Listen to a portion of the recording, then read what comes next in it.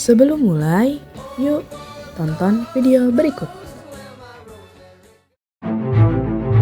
The future of manufacturing is really very different from its past because this digital disruption will change things dramatically. Everything you use in your daily life must be manufactured.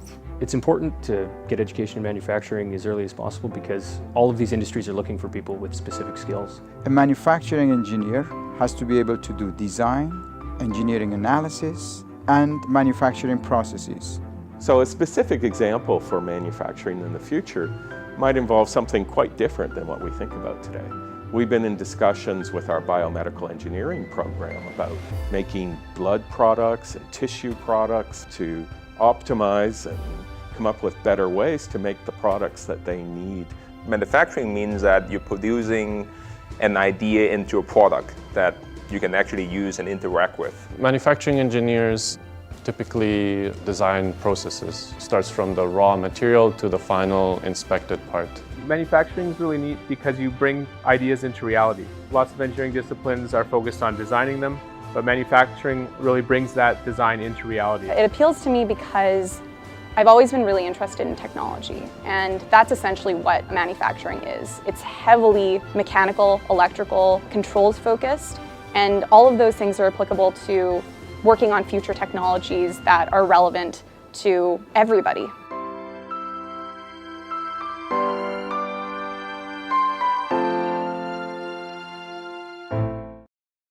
Nah, dari video tersebut kita bisa menyimpulkan bahwa perkembangan zaman hingga saat ini dapat merubah segalanya, termasuk pola pikir manusia dalam memanfaatkan sebuah kinerja. Bayangkan pekerjaan yang awalnya hanya ditempati oleh manusia harus tergantikan. Banyak kan hal itu terjadi pula karena manusia perlahan justru menjadi dimanfaatkan bukan memanfaatkan.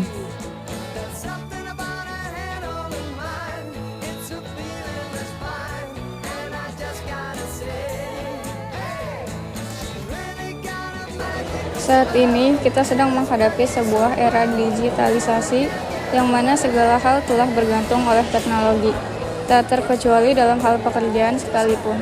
Teknologi yang berusaha mendominasi dunia pekerjaan membuat suatu peluang bekerja jauh lebih kecil. Salah satunya ialah bidang tenaga produksi manufaktur non-auto. Pekerjaan ini dengan mudahnya tergantikan karena efisiensi dari penggunaan AI ini, mulai dari segi biaya bahkan mengutamakan kecerdasan yang otomatis.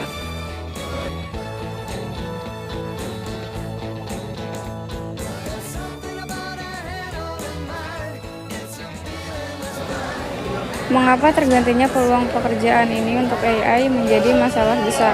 Bagaimana cara suatu AI menguasai industri atau lapangan pekerjaan? Dan apakah ada jalan tengah yang mampu meminimalisir masalah? Tujuannya adalah untuk mengetahui alasan mengapa AI yang menggantikan peluang kerja dalam bidang ini menjadi masalah besar. Analisa terhadap cara kerja AI menguasai suatu peluang dan industri pekerjaan, serta menemukan jalan tengah sebagai solusi atau agen meminimalisir masalah ini.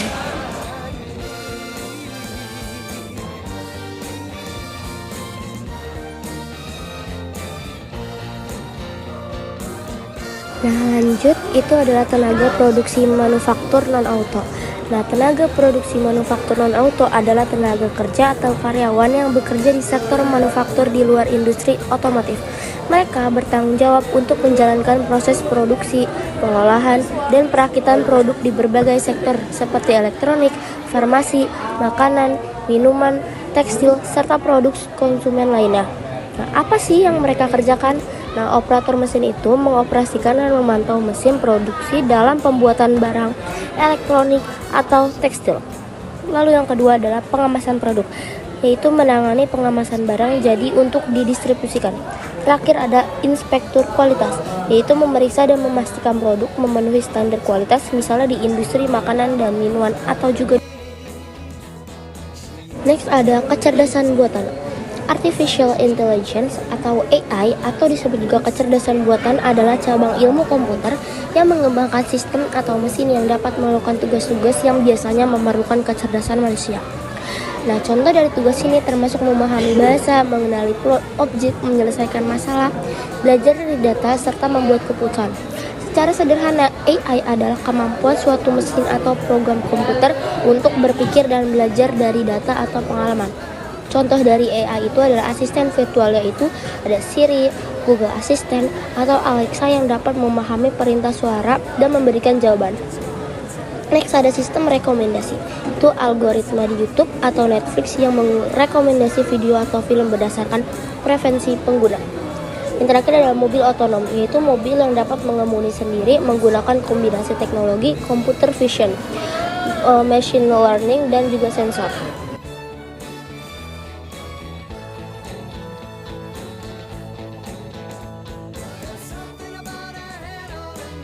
Mengapa menjadi masalah? Ketergantungan pekerjaan pada AI menjadi masalah besar karena berpotensi menimbulkan dampak yang negatif pada tenaga kerja, ekonomi, dan masyarakat secara luas. 1. Penggantian tenaga kerja. 2. Kesenjangan keterampilan. 3. Kesenjangan ekonomi dan sosial. 4. Efek psikologis pada tenaga kerja. 5. Dampak jangka panjang terhadap pekerjaan. 6. Dilema etika dan tanggung jawab. 7. Kendala regulasi dan kebijakan. Contoh kasus, industri farmasi. AI digunakan untuk merakit obat, memonitor kondisi ruangan steril, dan mengemas obat dengan presisi tinggi, mengurangi kebutuhan pekerjaan laboratorium atau pekerjaan kemasan. Di sini ada industri elektronik. Banyak komponen kecil elektronik sekarang dirakit oleh robot AI yang lebih cepat dan presisi. Inspeksi kualitas pada chip atau perangkat elektronik menggunakan komputer vision berbasis AI yang mengurangi kebutuhan operator manual. Industri makanan dan minuman, pengemasan dan penyortiran produk dilakukan oleh robot AI yang dapat mendeteksi kualitas bahan baku dan menghitung volume secara otomatis menggunakan pekerjaan buruh yang biasanya dilakukan manusia. Tapi, mengapa AI dapat menguasai peluang? 1. Karena optimasi tugas-tugas rutin dan berulang. Dan yang kedua, pemeriksaan kualitas berbasis computer vision. Yang ketiga, pengurangan kebutuhan pekerja di lantai produksi. Yang keempat, penggunaan robot kolaboratif. Yang kelima, perencanaan dalam pemeliharaan prediktif. Yang keenam, pengoptimalan rantai pasokan. Yang ketujuh, pengambilan keputusan optimasi. Dan yang kedelapan, peningkatan kecepatan dan produktivitas. Apa solusinya? Pelatihan uang tenaga kerja. Untuk mengadakan program pelatihan untuk meningkatkan keterampilan digital atau teknis agar pekerja bisa beradaptasi dengan lingkungan yang semakin otomatis. Yang kedua, mengintegrasikan kolaborasi manusia dan AI. Memanfaatkan AI sebagai alat bantu, bukan untuk mengganti penuh, dengan manusia tetap memegang peran pengawasan. Yang ketiga, kebijakan perintah yang melindungi pekerja, membuat regulasi yang mendukung hak dan kesejahteraan pekerja yang terdampak otomatisasi, termasuk dukungan pelatihan kompensasi.